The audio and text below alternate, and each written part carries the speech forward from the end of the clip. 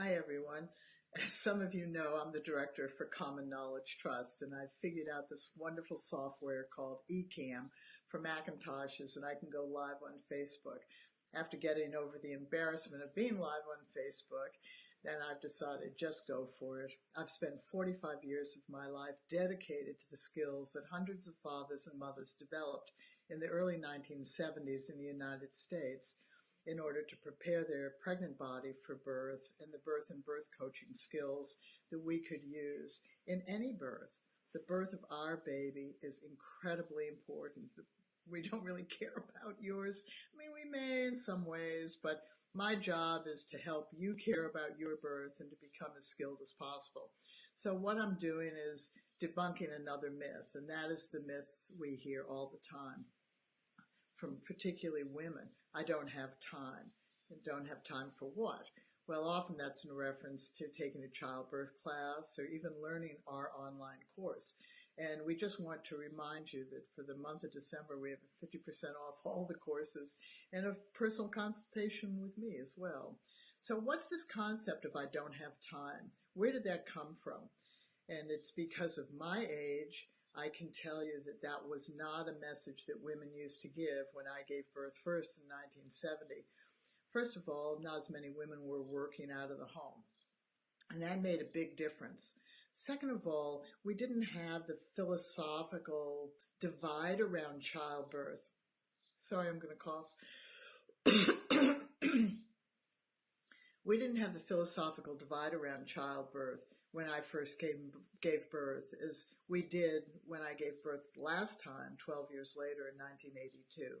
And that divide actually has had a profound, unintended negative consequence, huge consequence in all sorts of areas in life. And one of them has to do with I don't have time. So when the natural birth movement began to talk about childbirth, it began to speak about birth as though this was the most natural thing in the world. In fact, in New Zealand, where our charitable trust is, we have a midwifery model of care. The premise of that professional model is that pregnancy and birth are normal life events that rarely require medical care. So they're providing service to everyone in New Zealand based on a premise that pregnancy and birth are normal life events that rarely require medical care. But this in itself is a myth, which we will talk about because many women have health issues, whether it's asthma or whether it's irritable bowel syndrome, whether, a lot of health issues nowadays, high blood pressure, obesity, high cholesterol, and they're being attended by the medical profession, and they bring them into pregnancy. Some people develop issues in pregnancy, and some babies have issues. But when it comes to I don't have time, this developed along with this conversation because as women, if we're saying to each other, look, pregnancy and birth are just normal life events, and they really require medical care, and it's instinctive, and we'll know what to do on the day, and we breathe all the time, and cats and cows aren't taught, and we don't have to be taught, then the fact is the message that women get from famous authors, from books, from courses, from online communities, is that we just need to think positively and just, it'll be fine. Choose, make choices, make a birth plan. So over time, women have come to believe that there's nothing that they really need to do to prepare for the birth of their baby, that their busy life, their children, their job, their interests, their exercise program, they're having to travel in lots of places means that preparing for the birth of your baby, you don't need to have any time for it. There's no reason to have any time for it because this is just the most normal thing in the world. It's just, we just do it, and it's great. But that's where the disconnect is, and that's why this is a myth. Because the reality is, even in New Zealand, they've just done a study, is a third of women, so double the number of women when midwives became the lead maternity care in 1990. That the cesarean rate was 12.9%, and it's now close to 30%. So under continuity of care midwifery, where everybody has their own midwife, and choices are respected, which is good. This is not an anti-midwife rave. This is not an anti-natural birth rave. This is trying to make the connections of the disconnect. And once we make those connections, then what we tell each other as women is going to be more accurate, and it's going to lead to not only, I don't know, better births. What does that mean? More positive births for everybody. Should we be trying to achieve more natural births? I don't know. We should be trying to achieve more positive births. And we believe, as Birthing Better Families, that it's because you become skilled, that this is an activity you do. And so therefore you need to take time to learn this activity, how to do it. And the difficulty is you can't practice the activity before you actually do it. And so instead you prepare your body to give birth, because even if your mind knows you're going to have a non-laboring cesarean, your body's hormones, everything is preparing to go into labor and have a vaginal birth. And we get pregnant so infrequently. So in our minds as women, we need to be telling each other, this is an infrequent activity. We can't replay it the next day. The next one isn't going to be like this one. And so we want all of us to be skilled to do this absolutely transforming activity. And we need to take time to do it. So how much time do we actually need? Well, that's the question. And when's the best time? Well, that's another good question. And this is where good questions matter. So if we use an analogy, if you drive a car, how long did it take you to learn to drive a car? Yes, you may have sat with somebody in the other seat who is the instructor, but Birthing Better, at least, is your instructor. We sit there with you and you learn the skills that fathers and mothers developed. They can't do the driving for you. You have to do it, and you have to put in the time to learn. So in the 45 years that I have taught globally and have asked this question, how long did it take you to learn to drive a car so that you could sit the practical, not the written test, the doing the driving test that says to people, you're safe on the road, about 16 weeks.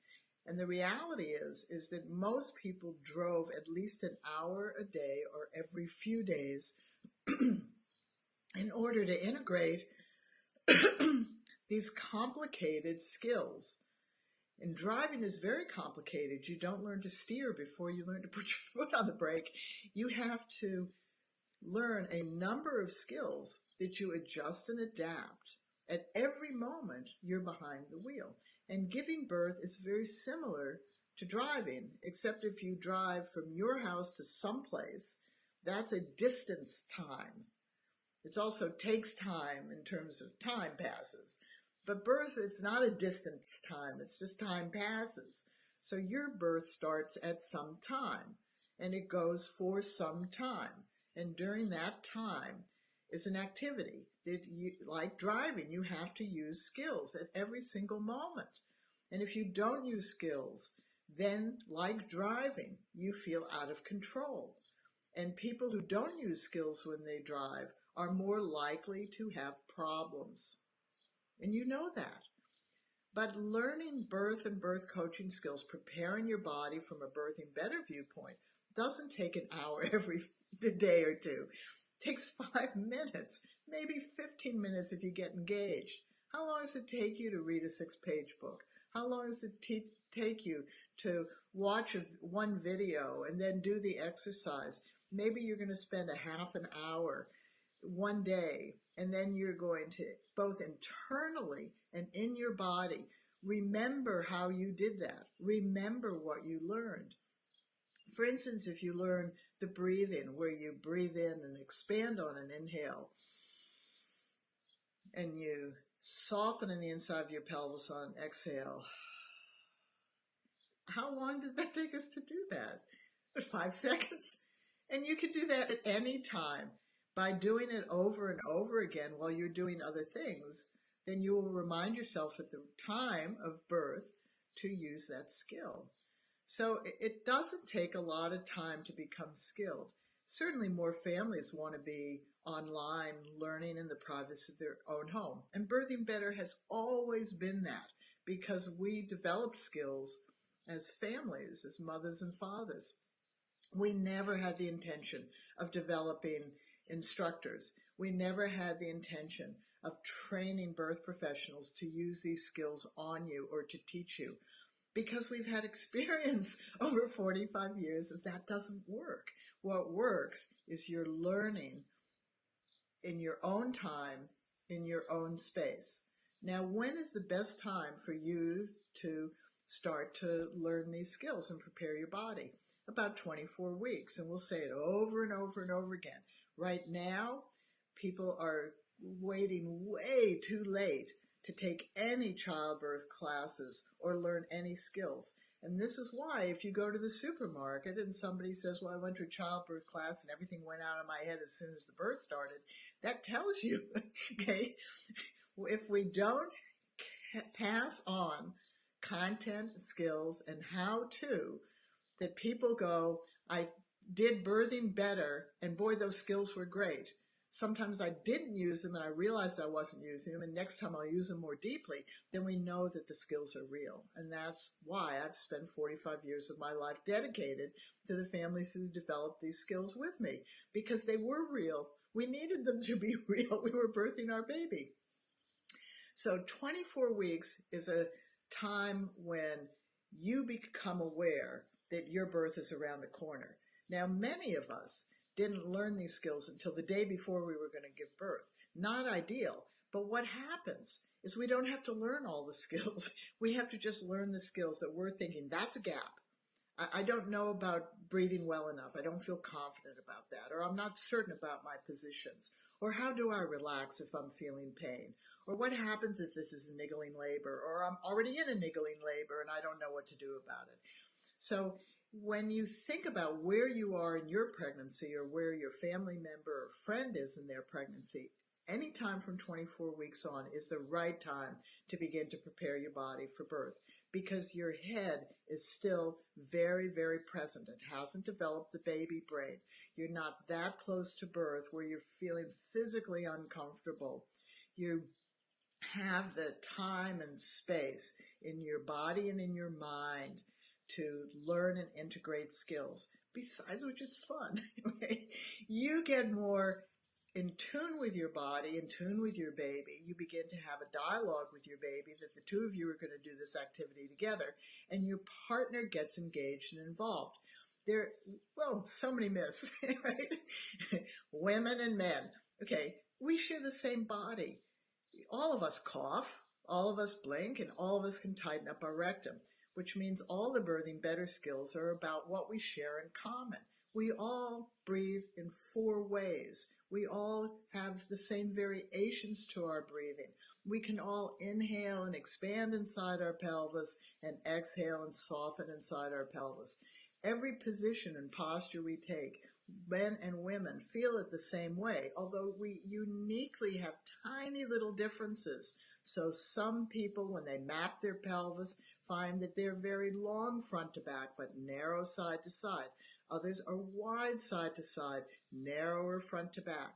Some of us have long sacrums, some short, some flat, some curved. Some have long tailbones, some have almost a nib of a tailbone. All these things we discovered, and we took time. We took time to discover it. The reason these skills are so in-depth and so broad is that families took time. They wanted to fill in all of their gaps. So when you say to yourself, or when you hear someone else who's pregnant saying, I don't have time to become skilled, you need to tell them, as a woman or a man listening to this, yes, you do. You need to take a small amount of time to become skilled, and you need to use your skills to birth your baby. Doesn't matter where you birth your baby. Doesn't matter who's present.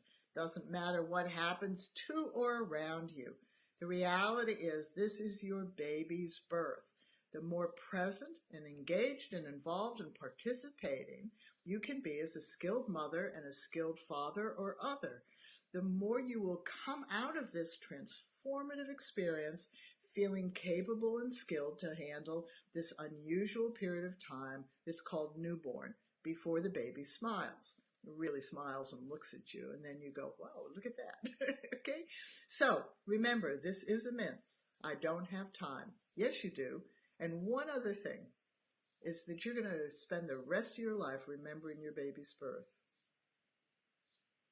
So remember, we have a 50% discount for December 2017. And you want to have good memories of your baby's birth. And that has a large part of how you cope and manage. So I'll talk about another myth shortly. Bye-bye.